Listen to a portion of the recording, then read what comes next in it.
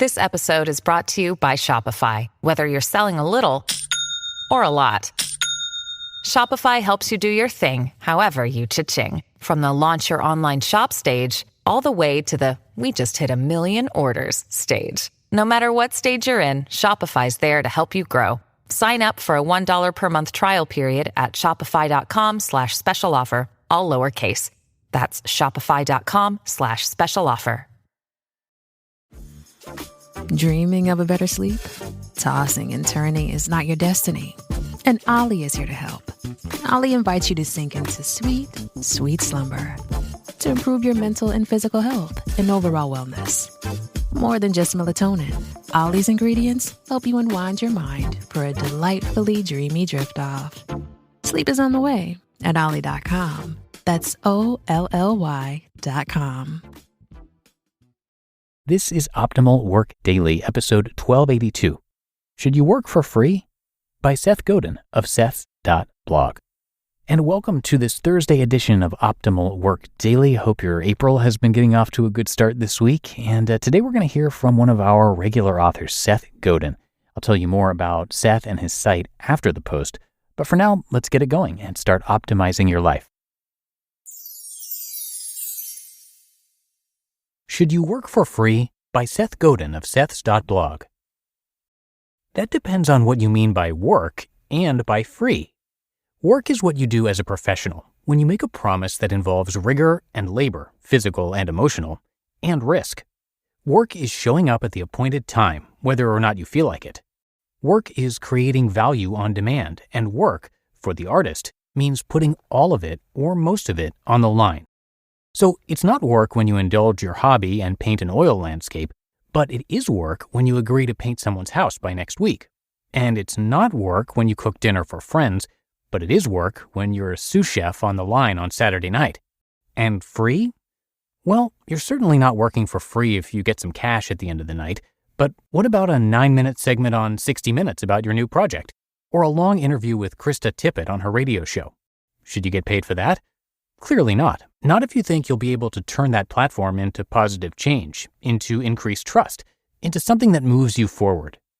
As more of us work with abundant ideas, not scarce resources, the question comes up more often.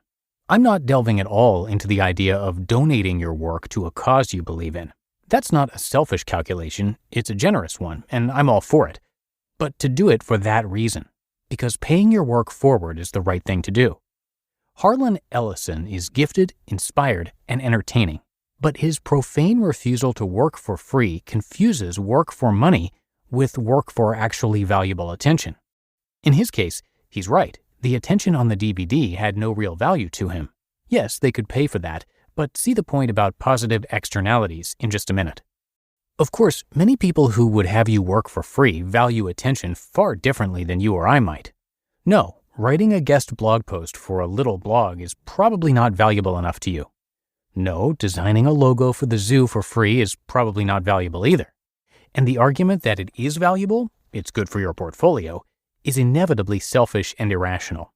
The lions get their food, the vets get paid, and even the guy selling peanuts doesn't do it for free.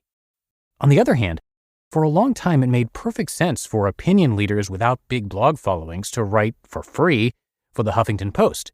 And there's still a line of people eager to write for the New York Times op-ed page, not for the money. And if Oprah calls, sure, answer her, even though her show isn't what it used to be. The more generous you are with your ideas, and the more they spread, the more likely it is your perceived value goes up. There are double standards all over the place here. There was a national kerfuffle from people who should be doing something more productive about Amanda Palmer giving musicians a chance to practice their hobby or voluntarily gain exposure. But no one complains about all the showcases and music festivals that don't pay musicians a penny. There's a law against having interns do work that ought to be paid for, but college football players give up their health and their time to participate for free in a billion-dollar industry. Positive externalities are one of the magical building blocks of the web. When the work you do creates useful side effects, like the smell wafting from the bakery down the street, it's not only selfish to prevent others from partaking, it's actually stupid. The infrastructure we all depend on only works because we've made it easier than ever for ideas to spread and be shared. That's different, though, from bespoke work and live work and risky work on demand. The challenge of this calculus is that it keeps changing. The landscape changes, and so does your work. When I started my professional speaking career 15 years ago, not only did I speak for free, my company even paid money to sponsor events so I could speak for free. When TED offered me a chance to speak for free years later, I took it because, in fact, the quality of the audience, the attention to detail, and the chance to make an impact all made it worth it. But when SXSW, a corporation that makes millions of dollars a year, offers me a chance to be a speaker, pay my own way, and hope to get some attention from their very overloaded audience, it's easier for me to say, free makes no sense here. Some of the factors to consider. Do they pay other people who do this work? Do their competitors? Am I learning enough from this interaction to call this part of my education? Is this public work with my name on it, or am I just saving them cash to do a job they should pay for? If I get paid, is it more likely the organization will pay closer attention, promote it better, and treat it more seriously? Do I care about their mission? Can they afford to do this professionally? Will I get noticed by the right people who will help me spread the word to the point where I can get hired to do this professionally? What's the risk to me, my internal monologue, and my reputation if I do this work? If you're an up-and-coming band building an audience, then yeah, free. It's always worth it for you to gig, because you get at least as much out of the gig as the organizer and the audience do. But when you've upped and come, then no, it's not clear you ought to bring your light and your soul and your reputation along just because some promoter asked you to. Here's the heart of it. If you're busy doing free work because it's a good way to hide from the difficult job of getting paid for your work, stop. When you confuse busy for productive, you're sabotaging your ability to do important work in the future. On the other hand, if you're turning down free gigs because the exposure frightens you, the same is true. You're ducking behind the need to get paid as a way to hide your art. You just listened to the post titled, "Should You Work for Free?" by Seth Godin of Seth's.blog. We're driven by the search for better. But when it comes to hiring, the best way to search for a candidate isn't to search at all. Don't search, match with Indeed. Indeed is your matching and hiring platform with over 350 million global monthly visitors and a matching engine that helps you find quality candidates fast. Ditch the busy work. Use Indeed for scheduling, screening, and messaging. 93% of employers agree. Indeed delivers the highest quality matches compared to other job sites. One of the things I love about Indeed is that it filters out those incompatible applicants. So when you're hiring, the process is much faster, and you only have to consider applicants that are already likely to be a great fit. And listeners of this show will get a $75 sponsored job credit to get your jobs more visibility at Indeed.com/startup. So just go to Indeed.com/startup right now and support our show by saying you heard about Indeed on this podcast. Indeed.com/startup. Terms and conditions apply. Need to hire? You need Indeed. You don't need me to tell you that something always comes up when you're running a small business. Take the pain out of payroll benefits and HR and put the joy back in running your business with Gusto. Gusto's payroll and HR services can make it a little easier. Gusto was designed for you, the small business owner.